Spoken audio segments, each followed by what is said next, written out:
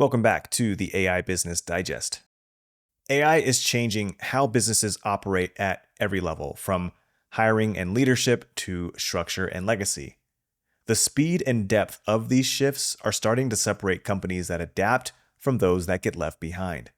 Today's stories focus in on that divide, where automation is creating advantage, where it's causing damage, and where hesitation is becoming the biggest risk of all. First, we cover how bias inside workplace AI systems is creating a new class of business exposure. Tools meant to improve hiring and promotion decisions are amplifying discrimination, putting companies at risk of lawsuits, public backlash, and the quiet loss of talent they can't afford to lose.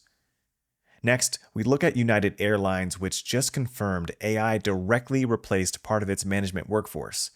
It's one of the clearest examples yet of corporate automation moving from concept to execution, showing how large companies are restructuring around what AI can do better than people. Then we turn to family-owned businesses where resistance to AI adoption is now threatening generational survival. Many of these firms remain cautious even as the competitors use AI to streamline their operations, improve customer experience, and build efficiencies that traditional methods can't deliver. Let's get into it. So, in our first story, the business world is facing a silent crisis that could cost companies millions in lawsuits, lost talent, and damaged reputations. AI systems designed to streamline hiring, promotions, and workplace decisions are discriminating against women, minorities, and other underrepresented groups. This isn't just a social justice issue anymore. It's becoming a bottom-line business risk that smart leaders need to address immediately. Charlotte Wilson from Checkpoint Software recently conducted a revealing experiment that shows just how deep this problem runs. She took her own resume, removed any references to being a woman, and fed it into various AI chatbots to see how they would interpret her qualifications. Every single time, the AI assumed she was a man because of her senior leadership positions. This tells us that AI systems have essentially learned that leadership equals male, which means qualified women are likely being overlooked or undervalued by automated systems across countless companies. The root of this problem lies in how AI systems learn.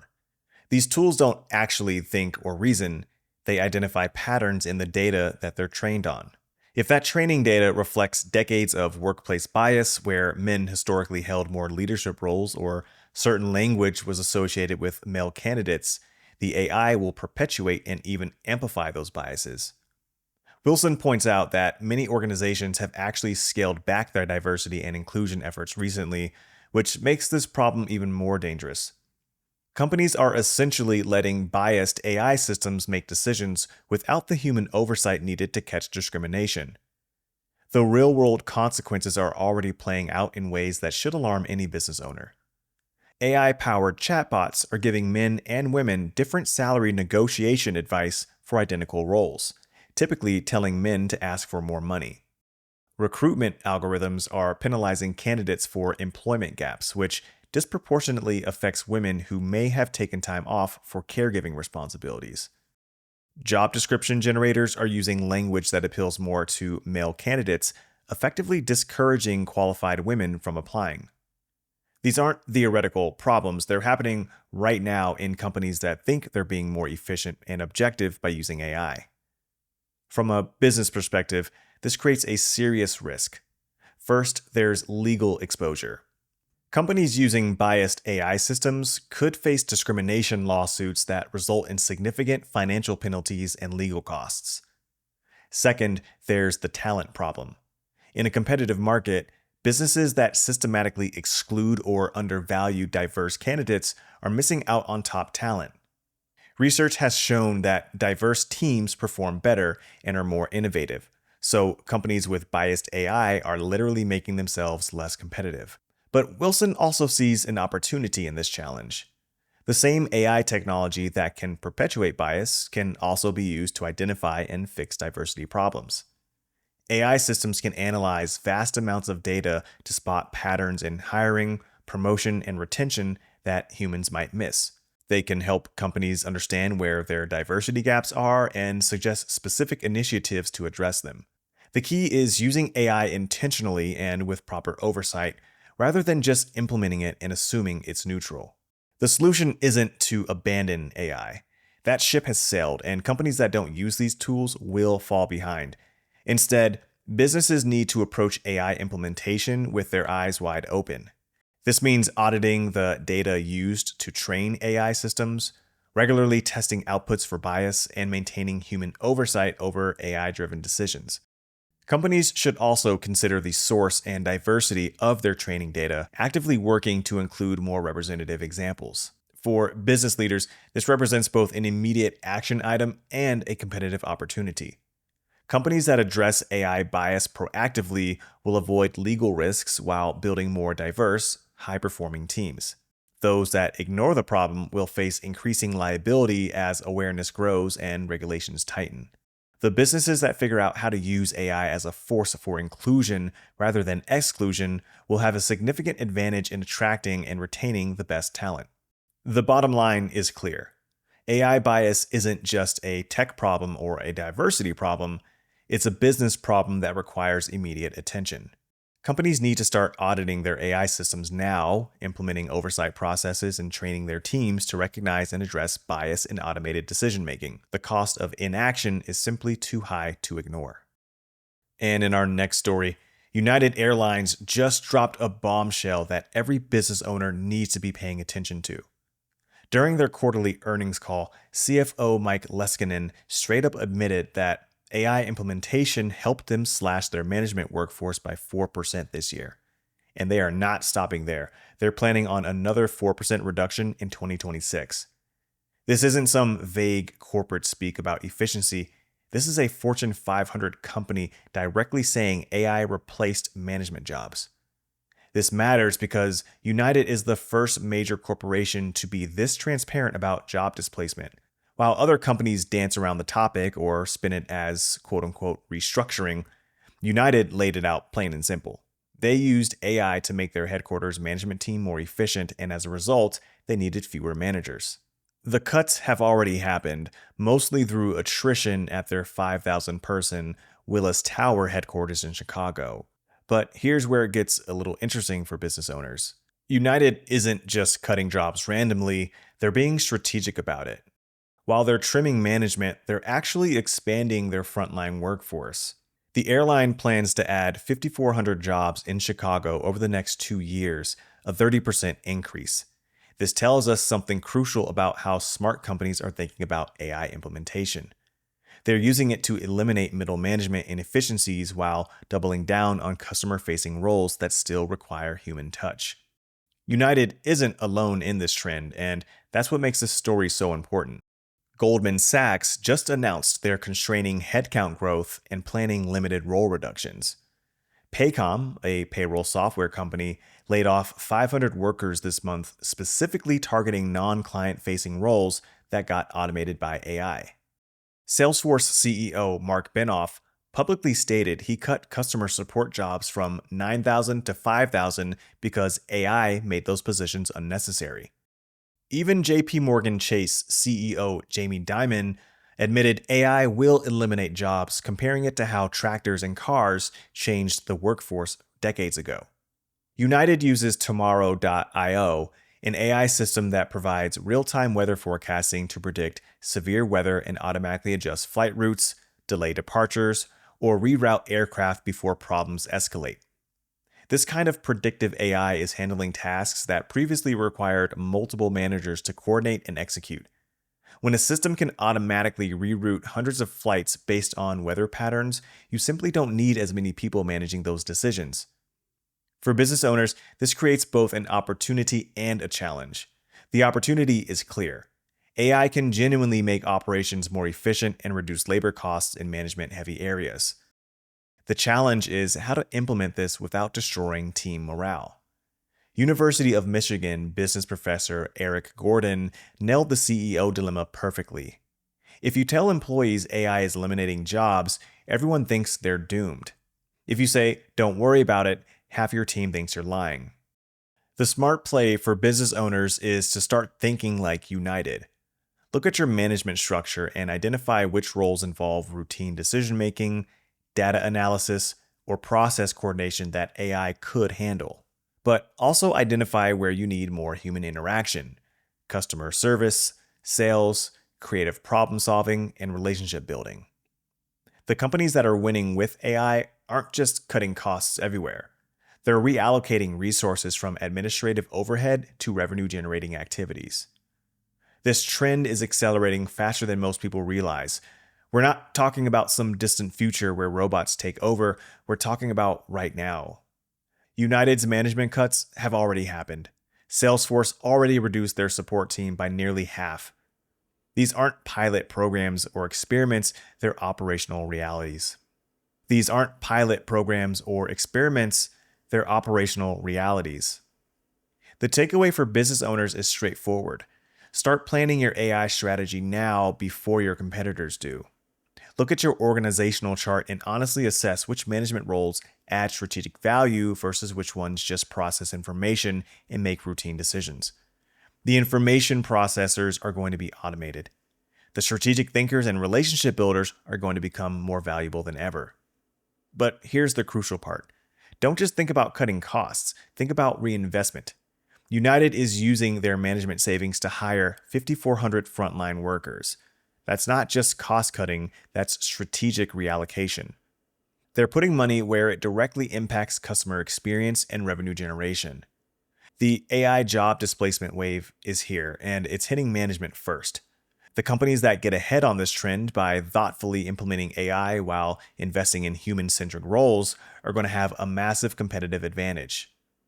The ones that ignore it or react too slowly are going to find themselves playing catch-up with leaner, more efficient competitors who've already figured out how to blend AI automation with strategic human talent. And in our last story, AI advisor Manesh M. Thakur is sounding alarm bells for family businesses across America, and his warning is pretty stark.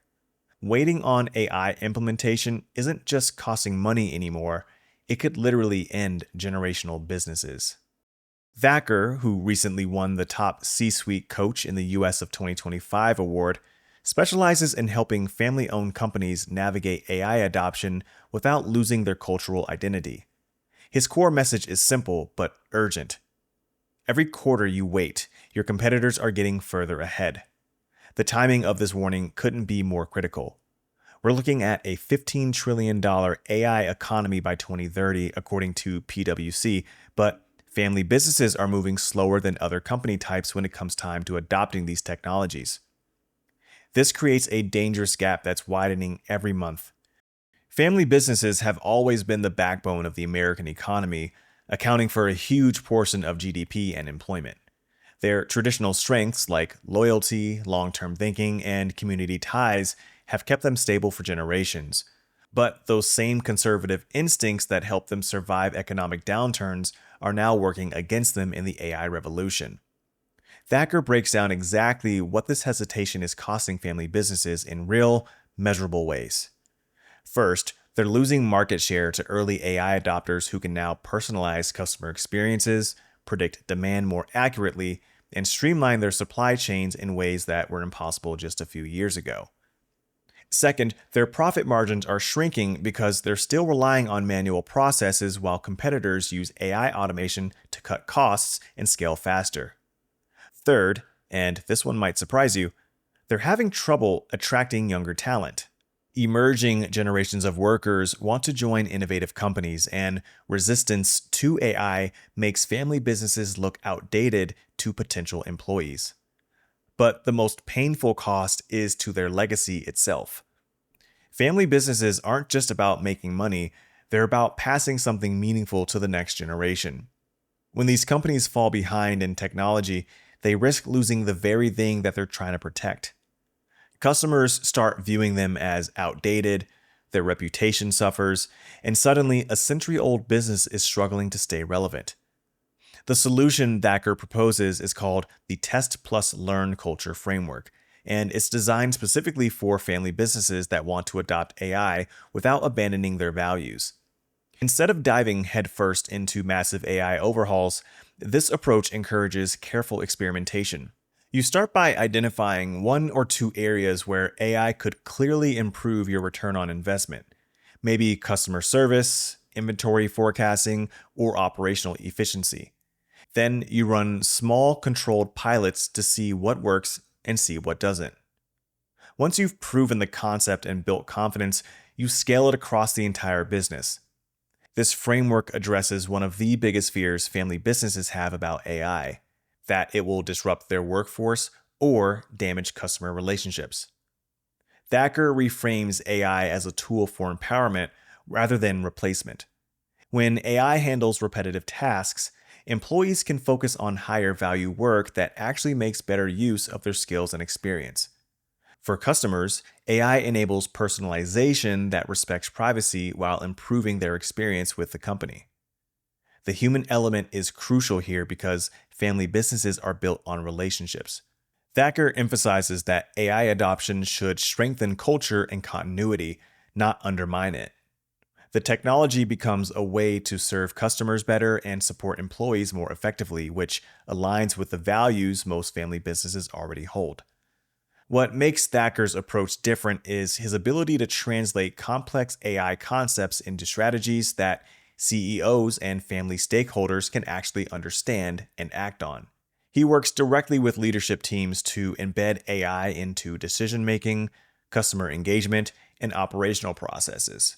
His background combines deep technical expertise with executive-level strategic thinking so he can bridge the gap between what AI can do and what businesses need to accomplish. The urgency in his message reflects what's happening across industries right now. AI adoption is accelerating rapidly, and early movers are building compound advantages that become harder to overcome with each passing month. Companies that wait aren't just missing opportunities, they're falling into competitive holes that require years and massive investments to climb out of. For family business owners, the advice is clear. The cost of inaction is already adding up on your balance sheet, even if you can't see it yet. Your competitors are experimenting with AI tools, learning from their mistakes, and improving their processes while you're still deciding whether to start. The question isn't whether AI will transform your industry, it's whether your business will be among the survivors when that transformation is complete. The path forward doesn't require you abandoning everything that made your family business successful. It requires adding new capabilities that enhance your existing strengths while keeping you competitive in an AI-driven marketplace. So, as we can see, AI is no longer an optional upgrade. It is now the defining factor behind growth, structure, and long-term survival.